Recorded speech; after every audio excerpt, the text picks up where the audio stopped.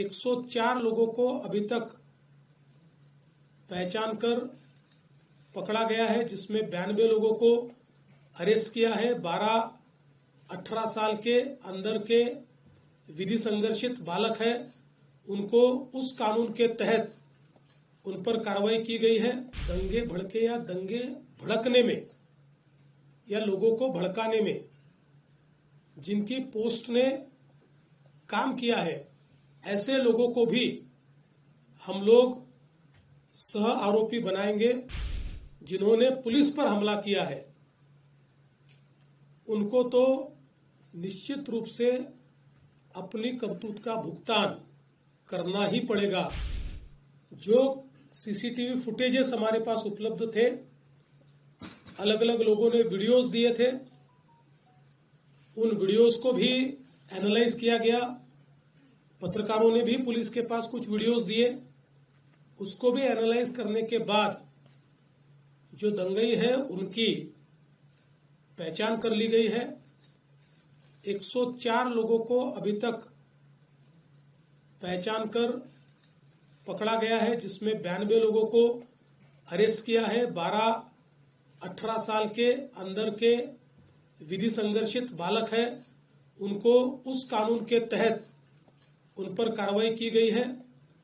और जब तक आखिरी दंगई को पकड़ा नहीं जाता, ये कार्रवाई रुकने वाली नहीं है। ये कार्रवाई चलती रहेगी।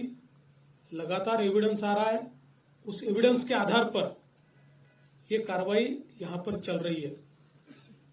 ये भी तय हुआ है कि ये जितना नुकसान दंगइयों ने किया है, इसका पूरा हिसाब निकाला जाएगा और ये पूरा नुकसान उनसे वसूल किया जाएगा।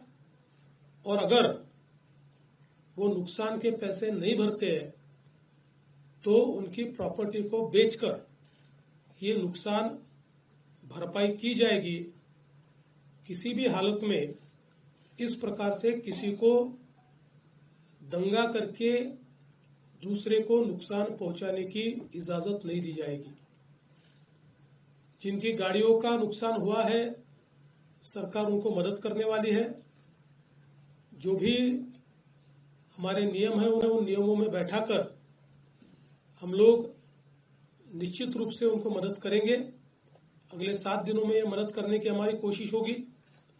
और साथ साथ जिन लोगों ने सोशल मीडिया का उपयोग करते हुए इस प्रकार के पोस्ट किए, जिसके कारण दंगे भड़के या दंगे भड़कने में या लोगों को भड़काने में जिनकी पोस्ट ने काम किया है, ऐसे लोगों को भी हम लोग सह आरोपी बनाएंगे, को एक्यूज बनाएंगे और उनको भी दंगे का आरोपी माना जाएगा।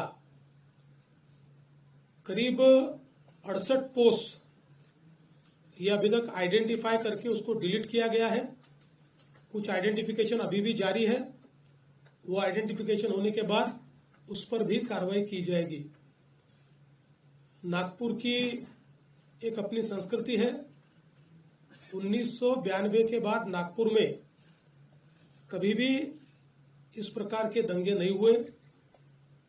कभी छोटी मोटी घटना हुई होगी, लेकिन इस प्रकार से आगजनी करना, लोगों के गाड़ियों को तोड़ देना, पत्थरबाजी करना, ये किसी भी हालत में सहन नहीं किया जाएगा।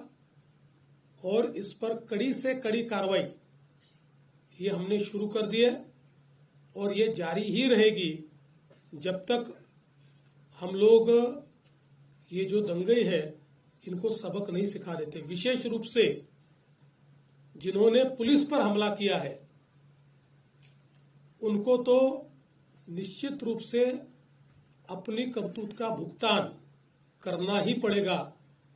कड़ी से कड़ी धाराएं उन पर लगकर जब तक उनको कठोर से कठोर दंड नहीं होता, तब तक हम लोग शांत नहीं बैठेंगे।